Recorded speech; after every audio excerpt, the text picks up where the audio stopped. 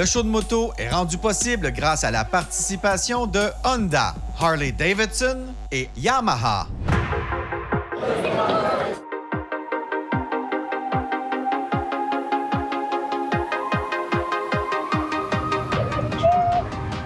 Jérôme, merci de m'accueillir ici au Mexique. Plaisir pour moi. Et là, tu vas me faire découvrir ta compagnie qui est Riviera Moto Aventure. Riviera Moto Aventure, ça a été parti à la base des hôtels tout inclus. OK. On est parti sur le concept de les gens veulent des vacances. On vous prend à l'avion, à partir de là, vous vous occupez de rien, je m'occupe de tout. Et là, qu'est-ce qui nous attend dans ces 5 jours? Là, on vient d'arriver, on débarque de l'avion. La première journée, une journée quand même assez hardcore, Cheyenne-Can. C'est une route en bord de mer. Il y a beaucoup de gros trous. La route est très changeante. Ça peut changer d'une semaine à l'autre. Très hard. On va vous casser en partant. Là, demain, on va commencer à rider. Qu'est-ce que tu me conseilles? C'est quoi que tu dis à tes clients avant de partir sur la route au Mexique? Parce que c'est vraiment différent de ce qu'on connaît au Québec, par exemple. Oui, c'est une conduite qui est différente. Mais par contre, ici, les gens sont très habitués de rouler en coactivité avec des motos. Oui, donc, parce qu'on dit c'est à l'année, là, versus c'est nous, c'est quelques mois. Là. Mais ici, mettons, ce qu'il faut vérifier surtout, c'est l'état de la chaussée.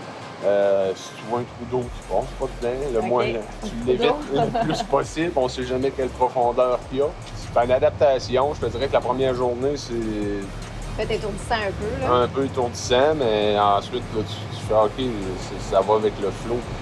Ça coule comme une rivière. Là. Pour elle, c'est merveilleux. J'ai hâte, Jérôme. J'ai hâte de découvrir ton pays d'adoption avec toi à moto.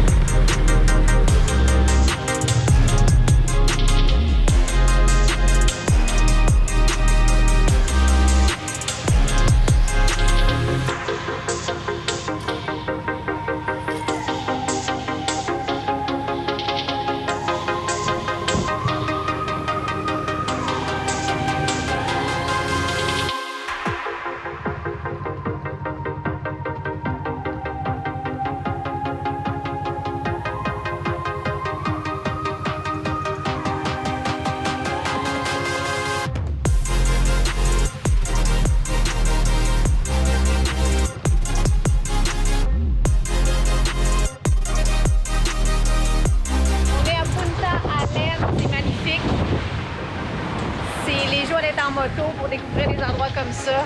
Vraiment magnifique.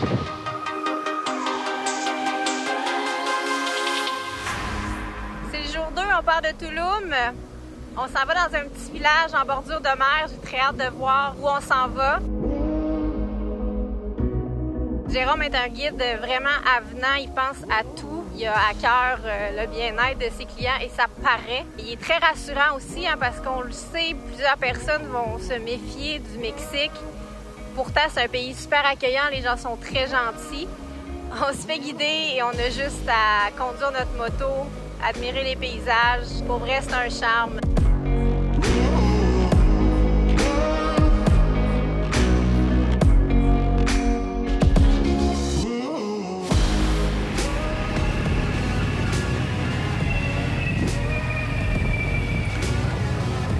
Donc, c'était notre destination du jour 2 sur le bord de la mer. On a roulé un peu au milieu de nulle part pour se retrouver ici. C'est magnifique. Jérôme, fin de la journée 2, on est dans ton petit village coup de cœur. Pourquoi il te fait autant triper cet endroit-là? Ben écoute, c'est l'énergie que la ville dégage. C'était sur le bord de la mer. C'est un village de pêcheurs. On mangeait de la langouste fraîche, du poisson frais.